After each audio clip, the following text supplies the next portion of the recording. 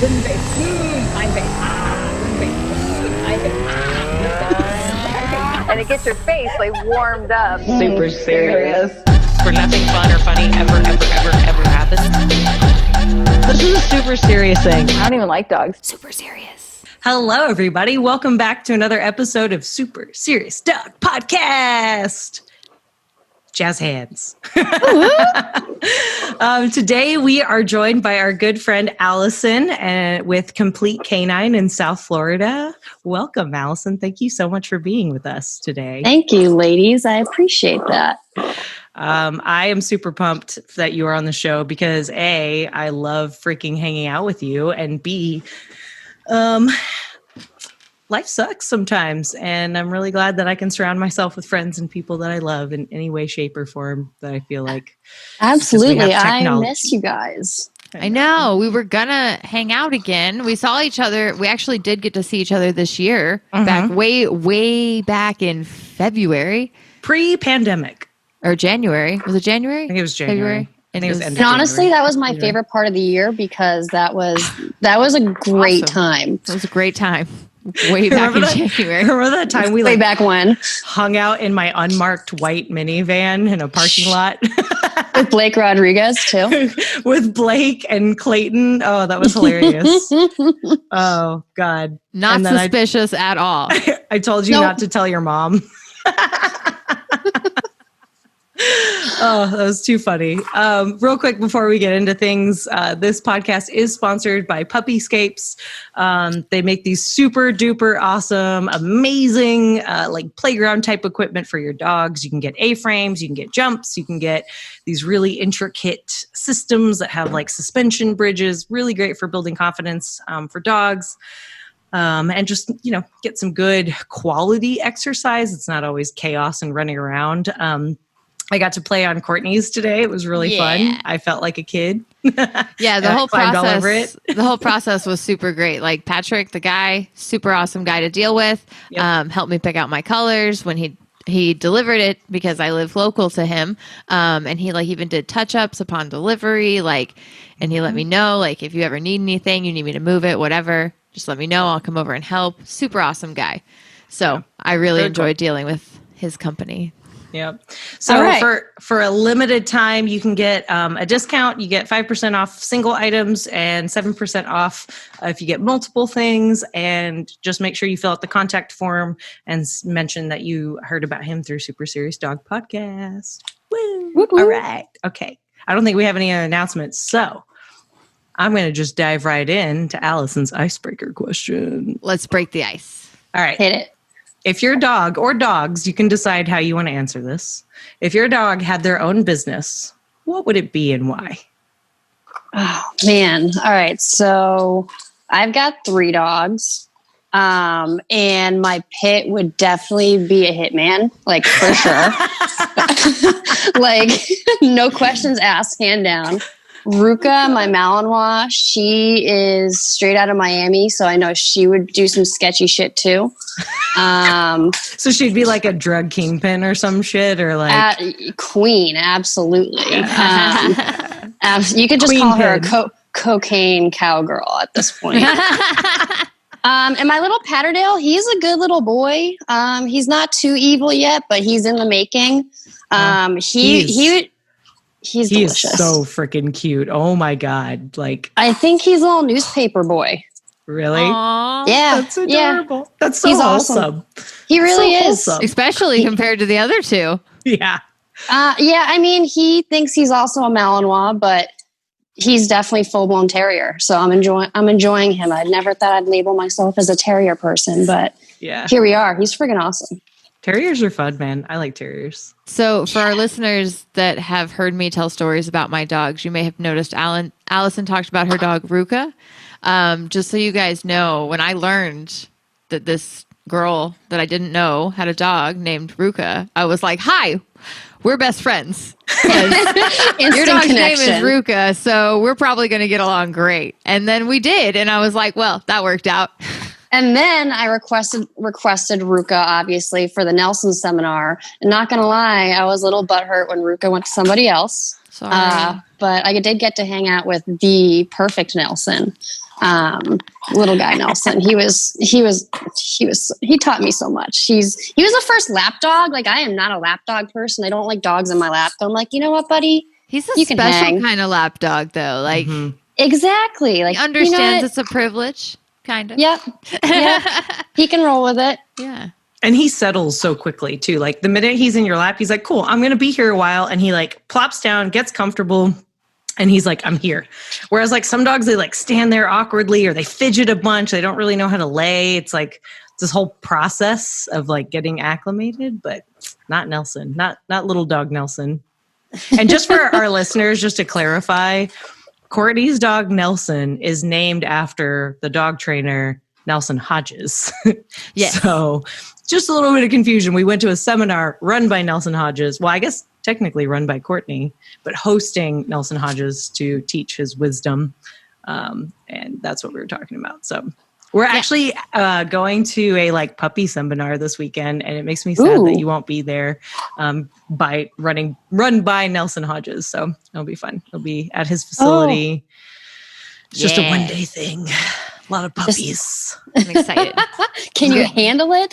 Puppies are my favorite thing ever. We're going to get to meet his puppy, his German Shepherd puppy. I'm so excited. So excited. Bosch, right? That's his name. Yes. Been following him on his Facebook page. Yep. Nice. He's like just a big old floppy GSD, just your typical classic. He's beautiful. Yeah, he's super duper cute. I've been enjoying all of Nelson's updates because they're very like, I'm going to tell you a story about him in every post. And I just feel like I'm just hanging out with Nelson when I read his posts. It's great. It's hilarious. Yeah. So what have you been up to? How has business been since the pandemic? Has it exploded? Is it the same? Oh man. I have absolutely exploded, which is exciting.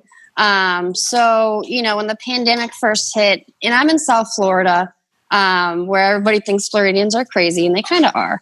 I'll give you that. Florida man. Florida man. Yeah.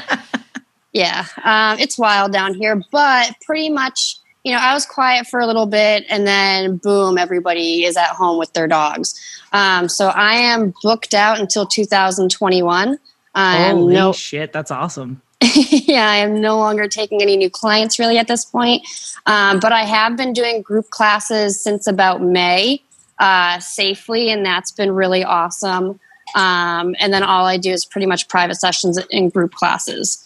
So I think my biggest thing this year is actually stepping out of my shell and doing shit like this. I've never done a live podcast, and then I did my first interview with Kevin Lee the other night.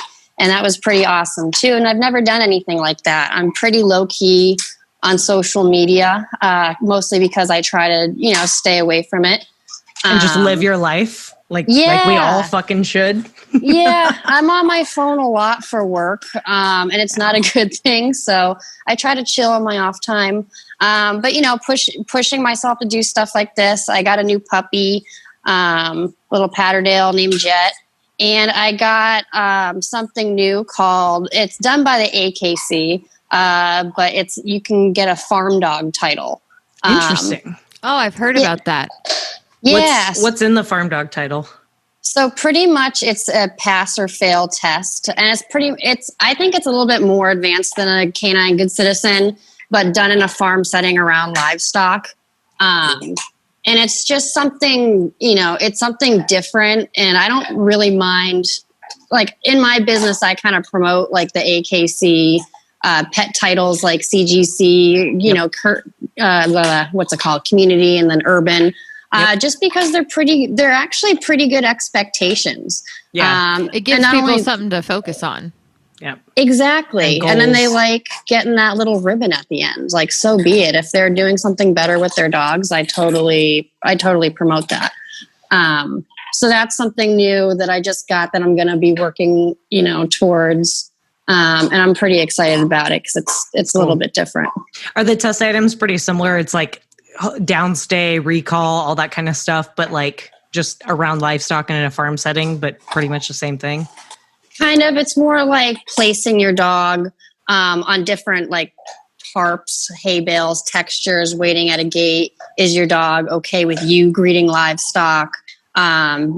Being acceptable or having it accept like dogs in its space too, which I think is a pretty good one. Yeah. So, that can be a good goal for any reactive dog owner to work on, or if you're, Do you have a place to practice this? Like, do you have access to livestock so you can expose your dog to these kind of things? I do. So I've been, before dogs came into my life, I've been an avid equestrian. So that, especially in the last year, has been kind of my thing to do away from dogs as I go back to riding horses. But now that I've got a horse, I can actually use the barn that I keep them at to kind of use that as livestock. And there's like every creature there possible. Yeah. That's and awesome. Horse people tend to have dogs as well. So like there's usually an abundance of dogs and cats and random stuff. Oh yeah. It's all there. I feel like B-Town would do pretty awesome with everything except for the strange dog in his space. Well, I think like specifically, like the dog has to be able to wait in a car, and like having a dog pass by the car and not have it lose its shit. Oh, he can do that. Yeah. He can do that these days. Reasonable request. Back in the day, no. And it's a pass-fail thing. So it's like if your dog has a reasonable response to a dog passing by, or a reasonable response to you greeting livestock. Like if it's a border collie, it's probably going to be watching intensely, but I'm sure like as long as it's not forging forward or losing its shit, like there's pass-fail, Yeah. It either does it or it doesn't.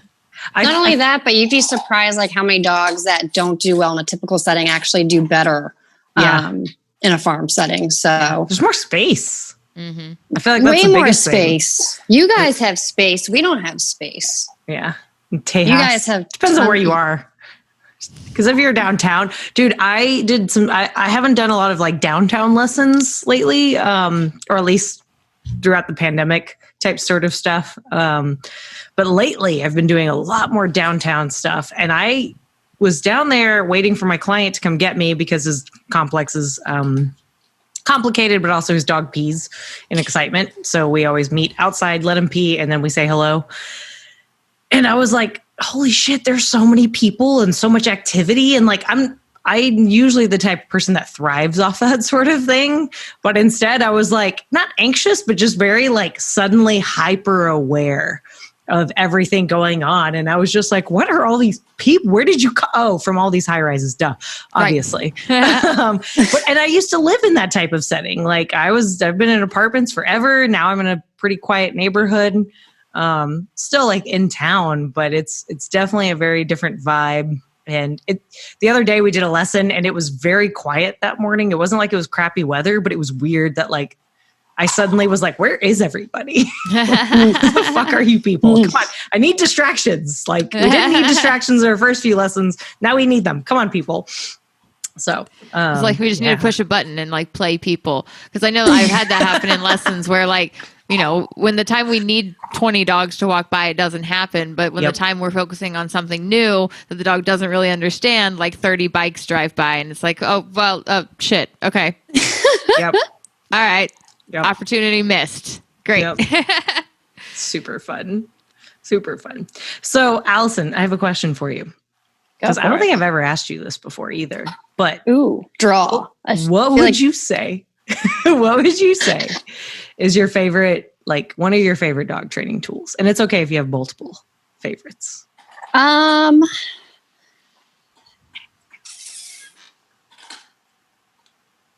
do like the clicker. And I like the clicker. Yeah. And can I tie that answer? Hell yeah. With the prong collar. Nice. I think most people were expecting a collar type answer. I guess half of that is true, but I feel like with slip leads, people can be hit or miss with the slip lead. And with an e-collar, I'll only give an e-collar to like my clients who really understand it. I don't really subscribe any tool to one dog. But I feel like if those are the most easily passable ones, that's what I'm going to go with. Yeah. Safest bet. Why do you like the prong collar and the clicker, like why is that equal in your head in terms of love for them? Prong Putting collar you on the spot. I like it. Because honestly, down here, like there's no off leash space. Like not a lot at all. So most dogs have to be walked on leash here. So a giant request that I get all the time is, they want to be able to walk their dogs. So I think prong collar seems to be my most go-to tool, but I'm open to anything, but I feel like those are the easiest for me to instruct and pass them on and teach clients safely. And same with the clicker. I mean, they can screw up the clicker, but there's not much that they're going to screw up in the training. Yeah. So even if it's just fundamental stuff, but I can equally show them how to use a clicker. And then, if they're using both tools, I can show them how they go hand in hand to mark what behavior they do like or what behavior they don't like. Yeah. So, that's awesome that you said that. In the story that we're going to talk about in our Patreon episode, those are the two tools I chose to use in that situation because I was like, these are the easiest two to transfer and they'll get us hopefully where we're trying to go, which that's awesome. There's a lot more to that story. I'll tell you later. I wasn't necessarily afraid of prong collars, but I think like I had tons of exposure to them. But when I first saw them, are you kidding? I was like, it's so scary looking when I was a little baby dog trainer. Yeah. I was like, it's scary. But like when I first got exposed to like dogs, there was 300 dogs on property at APA, and like a shitload of them had prong collars. Some of them had plastic prong collars. Some of them had harnesses. Some of them had halties. Some of them had gentle leaders. It was just tools. And then I knew that the behavior team used e-collars. So, like I wasn't like, oh, how dare you? Because they were very much like, it's find the tool that's appropriate for the dog. Right away. Yeah, exactly. But like after working for the company that I used to work for, which is predominantly e-collars, and having to like constantly not necessarily defend the e-collar, because like honestly, it was pretty rare that people would like attack us or whatever for that. It was just kind of more like demonstrating and making sure that clients felt comfortable using it and whatever. And to the point where like, I honestly was like, I don't feel comfortable correcting a dog, even though I would do it sometimes with the e-collar. It was just this weird like cognitive dissonance thing that happened to me that like didn't logically make sense based on like all of my experiences and my understanding of dog training. Like it was just dumb. I went through that same thing. We worked for the same company and we taught the same stuff. And I went through the same thing with the e-collar for a period. I was really weird about using it. I was like, I just died. I don't know. I would only use it for like self-correcting, right? So like the dog would hit the end of the leash and correct itself. That's basically kind of my like, that's my safest way of using it and explaining it. And then of course now I don't feel that way anymore. Because there's a time and a place for everything. And honestly, I got so used to this like narrative of like, no, I don't correct dogs. No, you communicate, you build them up, you do all the stuff, which is absolutely true. You should always do that. But once did you get stuck in the mantra? Yes. Yeah. Okay. Especially after being there for 4 years, like it's easy to. And to the point where I was at conference and I remember talking to Chad and I told him like, I'm afraid of correcting dogs. And he looked at me and he was like, no, you're not. And I was like, okay, no, I'm not. Whatever you say, Chad. Okay. Yeah, you're right. I'm not. But that's really cool. I love the clicker too. I'm a big fan of the clicker, and just yes marker, but especially the clicker. I have ADD. So anything that makes noise. It works for you. Yeah. 100%. It is fun, but I'm always cautious when I give it to a family with kids because I'm like, this is not a toy. Like, it's not for you to just hand to your kid and be like, okay, just click for the dog, because then we're going to lose that tool real fast. No. You hand the treat to your kid and you click for the kid. Right. That's how we're going to do this. Right. Unless they're like a preteen or older. Sure. If they're old enough. Yeah. There's definitely been some kids that are like mature enough. I had a kid tonight and I was working with this miniature Schnauzer, and he has like the worst habits already formed, but the little girl is damn good. Yeah. And she showed up her dad tonight and had to do a down command. And it was phenomenal because they just emulate everything. Mm-hmm. They're little sponges. And if they're into it and they will just like take that shit and run. I love seeing like little kids that are apt and able to like take that kind of instruction. That's really cool. What was the Schnauzer's issues? Like how old is it? And like what was it? What'd they call you for? He's like a year, and he's a little pet store Schnauzer, and he's actually a really cool dog. But like, even tonight we were doing like puppy push-ups, like sitting down. And the dog got frustrated with me asking it down. So he just like bit my hand like a few times. And it was like, he didn't break skin or anything, but he was just like frustrated. Yeah. You know, and he just has like just typical kids that just don't understand, you know, picking the dog up. He's constantly growling at them. And the dog really is absolutely no threat, but the kids are damn good with their timing, believe it or not. So just teaching them how to train the dog. And the parents really aren't involved. It's actually pretty cool. That's awesome. How old are the kids? They're like, what are they? They're pretty damn young. Like less than 10. Yeah, 8. And it's like the little boy is the problem. 8 and like 4. The girl is 4? The boy is 4. Oh, the boy is 4. Okay. He's a little terror. Yeah, the girl's 8 and she's on her shit, let me tell you. That's awesome. You should be call back in like 10 years or something like that and be like, hey, you want to be a dog trainer? Yeah, I don't even really like kids. And I'm like, you know what? You can fucking hang. All right. Yeah, that's awesome. Right, there's some cool ones out there. There's some cool ones. There are. That's really cool. Is there anybody specific that you look up to? I know you go to a lot of seminars and that kind of stuff, and you're always like continuing your education as most awesome dog trainers do. But is there anybody in particular that like you really look up to? Oh man, there's a few. Larry Crone, I think, is always going to be a go-to for me just because he simplifies the crap out of everything for every human to understand. So yeah, especially for e-collar stuff. And I actually don't really do a lot of e-collar stuff with my clients. A lot of them I have e-collar trained, but that's not like my biggest thing. Like I said, it has to be like the right people that understand their dogs and their relationships and whatnot. But you know, I'm not a big, I don't spend as much time on my phone. So like another big thing this year is like getting back into like e-learning because there's no IACP conference this year, which makes me so sad. No. That would have been ridiculous this year. Like it would have been a shit show in the best possible way. Cause like, and guess where I would be? Florida. In Florida. It'd be a backyard. No, it'd be a few hours away, but pretty much, you could say that. That's your backyard relative to Texas. I'm just saying. Yeah. Texas is only 2 hours away by a flight. So yeah, that's not too bad. It's not bad at all. No. So you want to come next weekend? Coming over. Okay. Do it. You won't. That's awesome. I like Larry Crone a lot. He actually has a whole seminar circuit that he just announced. And I think I'm going to go to the one in Amarillo. I was talking to Courtney today about whether or not I should get a working spot or just like a audit spot and just observe. Ooh, I might want to join you for that. It's on my birthday. Yeah. Is it? Yeah. Courtney may or may not go. I'm trying to decide if that's what I'm doing for my birthday.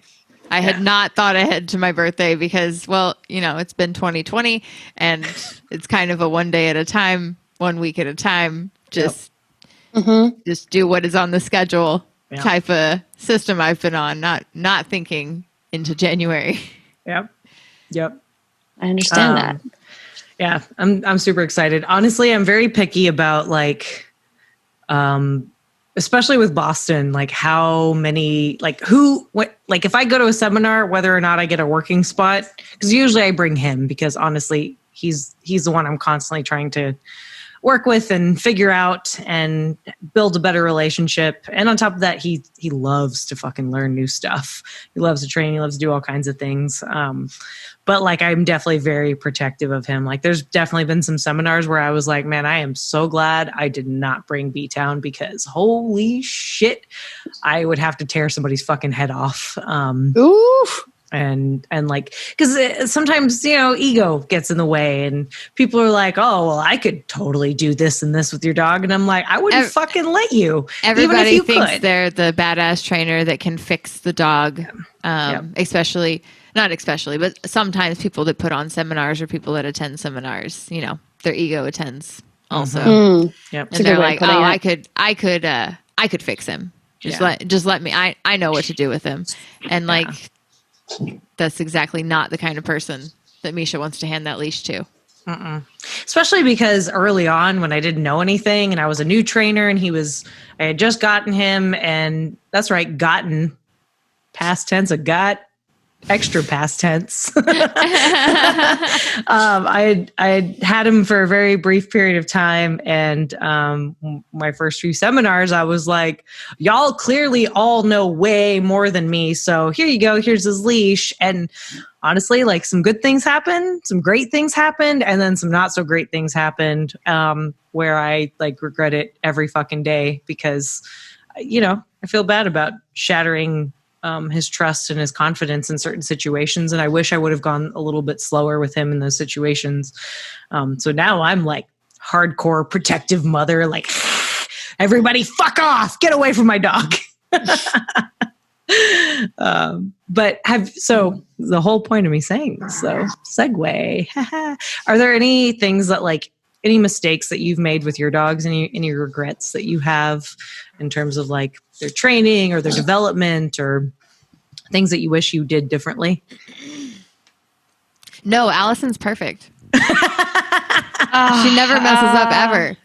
Obviously. You're going to get a story for each dog then. But yeah, I mean, absolutely all the time. And I don't think that will ever stop happening. Nope. I don't think so either. Yeah, that doesn't seem like it's going to for me. No. Yeah, that will never stop happening, I think that's why I now have multiple dogs, because I can ooh, I got this and now I got this and now let me see what I can do with this. But yeah, with my Malinois, I wish. Yeah.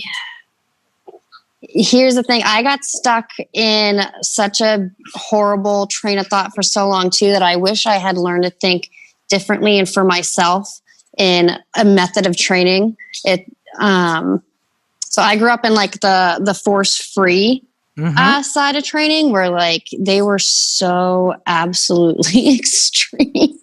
You couldn't even say no to your dog. The nuttiest of the nuts that you could possibly conjure in your brain. That's where I came from. So especially when I first got my Malinois, she was on the Easy Walk harness. We were going to a behaviorist, silly, frivolous things. Can I pause you real quick and ask you why you got a Malinois working in the Forcefree world? Well, I was only working in the Forcefree world. I was already spending time in the balanced world. Okay. With that being said, I did have experience handling Malinois. And I was working for a narcotics detection. Nice. So you had seen the other side. Oh, absolutely. Okay. Absolutely. I pictured starry-eyed little Forcefree trainer. No, ooh, that's a cute dog. What possesses that starry-eyed trainer to get a Malinois? Yeah, I didn't see. So here's the thing. I've always loved German Shepherds, and my pit was the laziest and easiest dog to train. And I kind of needed a demo dog. So I'd been handling Malinois for some time. I got some experience, and I was working for a Forcefree company, because it got me into dog training full time, and I was able to learn group classes and how to run a business. So as long as I was there, unfortunately, I was learning a lot of wrong methods and a lot of wrong ways to think about things. And I was promoting all the crazy stuff. But at the same time, I was able to, get exposure to a shit ton of dogs. Like I said, teach group classes, learn how to handle emergency situations, and the opposite end. I can hear that squeaker. Who's playing with the squeaker? Who's that? It's Jet, and it's a pile of flapjacks is what it is. That's adorable. That's hilarious. Puppy life. That's pretty, everybody has to start somewhere, right? It worked out for the best. Yeah. I mean, honestly, like the Forcefree world does have its place in some sense that like, yeah, you can accomplish some things without, basically just compelling the dog and pressuring the dog into it and being like, you will fucking do this or else. Now, there's tons of stuff. And like, there's that's a lot very of enrichment stuff in the Forcefree world that I really appreciate and think should be, I mean, it free shaping. I mean, free shaping. Yeah. I was doing that a long time ago, but yeah, there's still tons of good stuff that came out of it. It was just, all the wrong stuff that they were promoting, but the good always outweighs the bad. And that's the way I try to think about it. So, and then I eventually found my way and now I'm tainted evil. But yeah, Do you ever have like anybody from like your past or like from the Forcefree world there in Florida, like, try to do like dumb, scummy stuff, like write negative reviews, even though they've never been to your business or like, absolutely. Just South harass Florida, you. Yeah. South Florida is a pretty shallow place. Yeah. Not going to lie. So, the person who I formerly worked for definitely wrote some negative stuff all over me.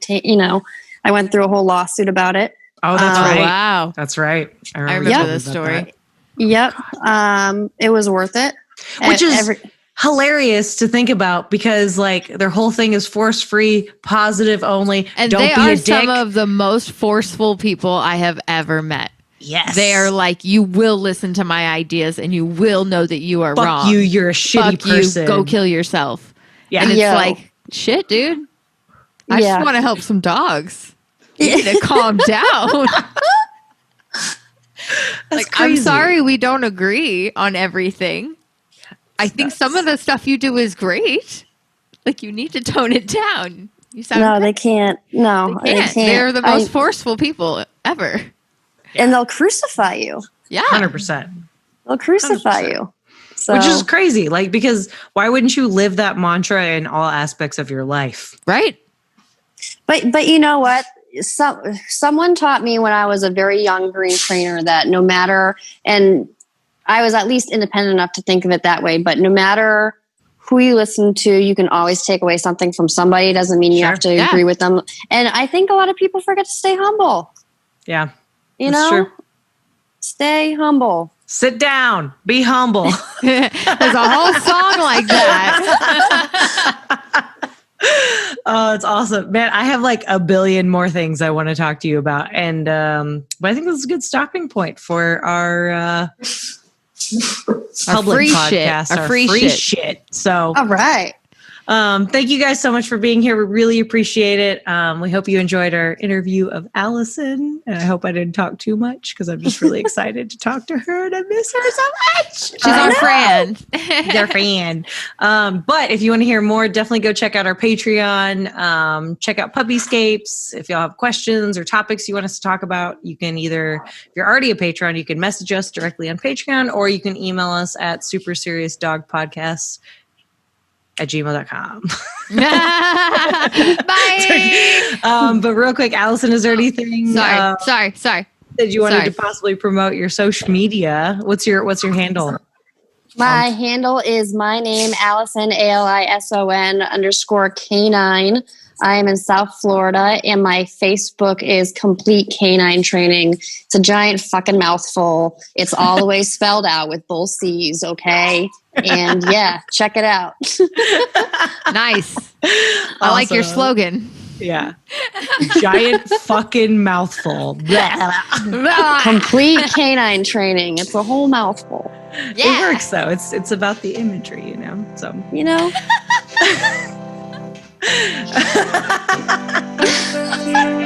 Okay, bye. Bye.